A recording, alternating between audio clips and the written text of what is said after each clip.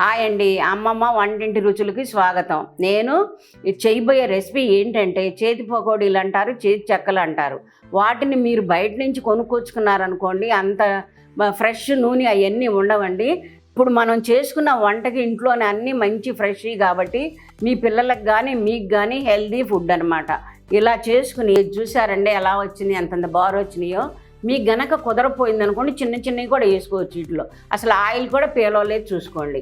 ఎంత గుల్లొచ్చి ఎంత బోల్ వచ్చినాయో చూసుకోండి. ఇంట్లో చేసుకోండి, మీకు చాలా టేస్టీగా ఉంటుంది. 15 రోజుల వరకు స్టాక్ చేసుకోవచ్చు. ఇక మనం వంటింట్లోకి వెళ్ళిపోయి రెసిపీని స్టార్ట్ చేద్దామండి. గ్యాస్ వెలిగించుకుని బాండీ పెట్టుకుని ఆయిల్ పోసుకుంటున్నా. ఇప్పుడు ఇది 1/2 కేజీ బియ్యానికి 4 గంటల ముందు బాగా బియ్యం నానబెట్టుకోండి. కడిగి నానబెట్టుకున్నాక ఈ మిక్సీలో పట్టుకుని తడిపిండి అయితేనే దీనికి చాలా టేస్ట్గా ఉంటుంది అనమాట. బాగా బోలు వస్తాయి. ఇప్పుడు ఈ పిండిలో ఏమేమి వేయాలో అన్నీ చూపిస్తాను మీకు. ఈ శనగపప్పును కూడా 4 గంటల ముందు నానబెట్టుకున్నా.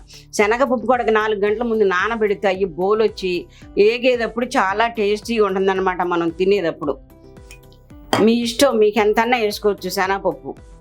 ఇప్పుడు రుచికి సరిపోను సాల్ట్ వేస్తున్నా. కరివేపాకు వేసుకోండి. కరివేపాకు కూడా ఏగితే చాలా బాగుంటుంది. ఇది అల్లం పచ్చిమిరకాయ, కొంచెం జీలకర్ర, ఎక్కువ జీలకర్ర వేసుకోబాగండి. జీలకర్ర స్మెల్ వస్తుంది. ఇలా మెత్తగా పేస్ట్లా పట్టుకోండి.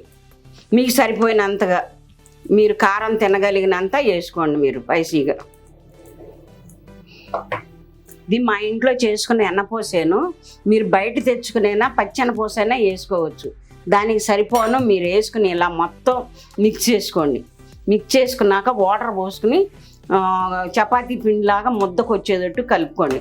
అప్పుడు కూడా కలిపిన తర్వాత చేతికి పిండి అంటుకుంటుందంటే ఇంకా కొంచెం ఎన్నపోసి వేసుకుని కలుపుకోండి. చేతికి పిండి అంటుకోకూడదు. చక్కగా వేసేటప్పుడు కొంచెం కొంచెం వాటర్ పోసుకుంటూ మనం చపాతీ పిండి ఎలా కలుపుకుంటామో అలా కలుపుకునేటట్టుగా శుద్ధకొచ్చేటట్టు కలుపుకోండి ముద్దలాగా.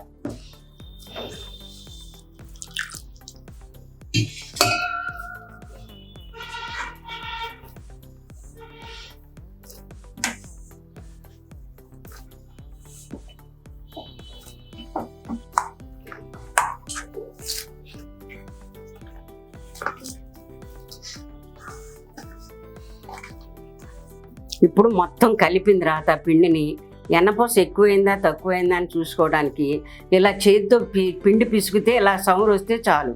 అప్పుడు బాగా మెత్తగా ఇదైనట్లు లెక్క అనమాట. మీరు ఇంతకన్నా ఎక్కువ ఎన్నపోస వేసుకున్నారనుకోండి, అవి మొత్తం ముక్కలుగా అయిపోయి మనం వేసే చేతి పకోడీలు బాగా రావన్నమాట. ఇప్పుడు అందరూ ప్లేటుకి ఆయిల్ రాసుకుని చేసేస్తారు. నేను అలా కాదు, ఇదిగో ఇలా వేసేస్తాను నేను చేతితో డైరెక్ట్.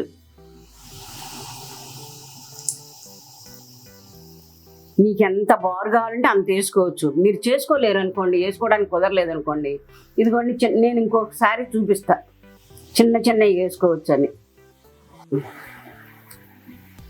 గ్యాస్ మాత్రం ఎప్పుడు హైలోనే ఉంచుకోండి. వీటికి మాత్రం హైలో లేకపోతే నాని ఉడికి ఆయిల్ పీల్చేస్తాయి అనమాట. ఆయిల్ పీలవటమే కాకుండా బాగా మెత్తగా ఉంటాయి అనమాట. ఎంతసేపు కాల్చినా కూడా బోల్ రావు. అయ్యి హైలో పెట్టుకుని మీరు వేసుకున్నారనుకోండి, బాగా బోల్ వచ్చి మంచి కలర్ వచ్చి చాలా టేస్టీగా ఉంటాయి అన్నమాట మనం తినటానికి.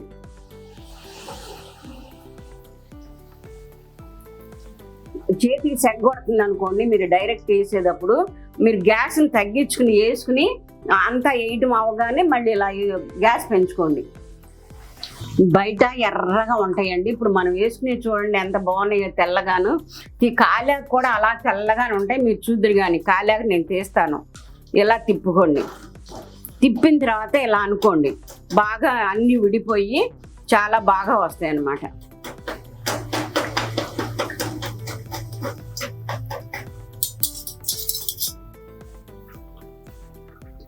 ఇప్పుడు ఈ పెద్దగా వేసాను. తర్వాత నెక్స్ట్ అయ్యి ఒకళ్ళు కామెంట్ చేశారు నాకు, మరి అంత పెద్దగా అంటే మాకు రావట్లేదుగా అమ్మమ్మ గారు, మరి ఏం చేయాలని అడిగారు. అందుకే నేను నెక్స్ట్ అయ్యి చిన్నవి వేసి మీకు చూపిస్తాను.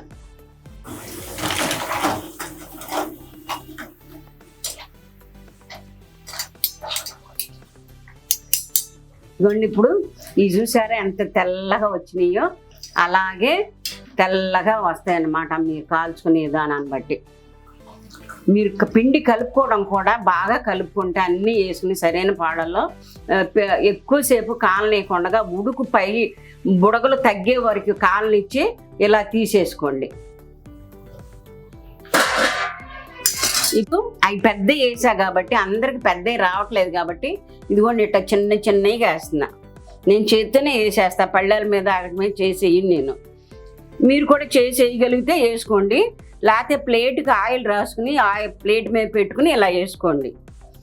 అన్నీ ఇలా వేసుకోవడం చాలా ఈజీ అండి మీకు. మా మనవరాలు కూడా నేర్చుకుంటుందంటండి, తను అమెరికా వెళ్ళి తను కూడా ట్రైల్ వేస్తుందంట. పెద్ద పెద్ద అయితే నేను వేయలేను అమ్మమ్మ, చిన్నవి చూపించి ఒక్కసారి అని అంది. మీకు కూడా చూపించవచ్చు అని చిన్నవి వేసానండి నేను. అదిగోండి మా మనవరాలు వేస్తుంది, మా మనవరాలు చూడండి నేను చక్కగా వేస్తాను. మీరు కూడా నేర్చుకోవచ్చు, అసలు ఏమీ రాదు అటువంటి చూడండి నేను చక్కగా వేస్తాను.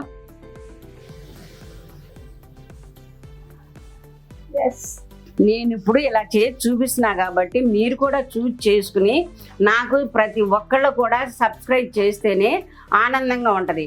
ఆ ఆనందంలో నేను కొత్త కొత్త వెరైటీసు వెనక మా అమ్మమ్మల కాలంలో వంటకాలు, ఇప్పుడు వంటకాలు అన్నీ చేసి మీకు చూపిస్తా. ఇప్పుడు ఇలా ఉడుకు ఆగిపోయిన తర్వాత మీరు తీసుకుంటే అవి కాలినట్టు లెక్క అనమాట. చూసారా ఎంత తెల్లగా ఉండి, ఇలా ఎంతసేపు కాల్చినా కూడా నేను అలాగే తెల్లగా ఉంటాయి అన్నమాట. నేను చెప్పినట్టుగా మీరు చేసుకోండి, అన్నీ ఇలాగే వేసుకోండి. పెద్ద వేసుకోవచ్చు, చిన్న వేసుకోవచ్చు, మీ ఇష్టం వచ్చినట్టు వేసుకోవచ్చు అనమాట. వాటిని మీకు చేతనైనట్టుగాను. పిండి మాత్రం నేను చెప్పినట్టుగానే కలుపుకోండి, మీకు చాలా తెల్లగాను చాలా బాగుంటాయి అన్నమాట. ఇవి తింటున్నా కూడా శనగపప్పు నానబెట్టింది కదా, పంటి కింద పడి చాలా టేస్టీగా వస్తుంది మీకు. ఇప్పుడు చేసే వంటలన్నీ కూడా నేను మా మనవరాలకి టేస్ట్ చేసి చూపిస్తానండి. తను ఎలా ఉంది ఏంటన్నది చెప్తుంది.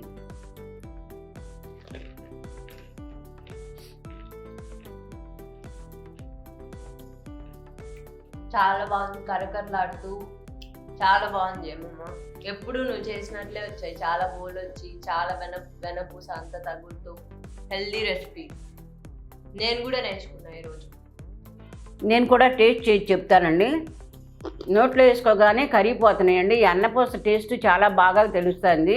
అన్నీ కూడా శనగపప్పు కూడా కరకరలాడుతూ చాలా టేస్టీగా ఉంది.